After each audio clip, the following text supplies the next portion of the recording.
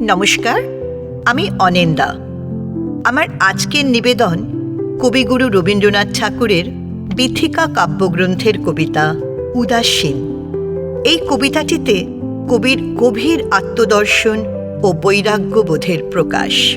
জীবনের প্রতি এক ধরনের উচ্চতর আত্মিক উপলব্ধি থেকে এক উদাসীন দৃষ্টিতে কবি সব কিছু অনুভব করছেন। তোমারে ডাকিনু যবে কুঞ্জ বনে, তখনও আমের বনে গন্ধ ছিল।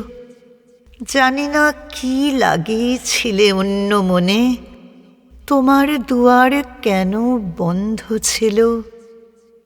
একদিন শাখা ভরি এলো ফলগুচ্ছ, ভরা অঞ্জলি মোর করি গেলে তুচ্ছ।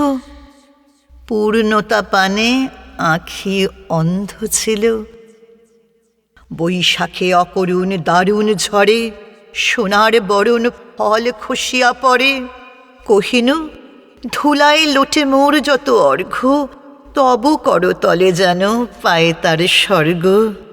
হায় রে, তখনও মনে দ্বন্দ্ব ছিল। তোমার সন্ধ্যা ছিল প্রদীপহীনা, আধারে দুয়ারে তবু বাজানো বীণা। তারার আলোক সাথে মিলি মোর চিত্ত, ঝঙ্কৃত তারে তারে করেছিল নৃত্য। তোমার হৃদয় নিষ্পন্দ ছিল। তন্দ্রাবিহীন নীরে ব্যাকুল পাখি, হারায়ে কাহারে বৃথা মরিল ডাকি। প্রহর অতীত হল, কেটে গেল লগ্ন। একা ঘরে তুমি ঔদাসীন্যে মগ্ন। তখনও দিগঞ্চলে চন্দ্র ছিল। কে বোঝে কাহার মন অবোধ হিয়া, দিতে চেয়েছিল বাণী নিঃশেষিয়া।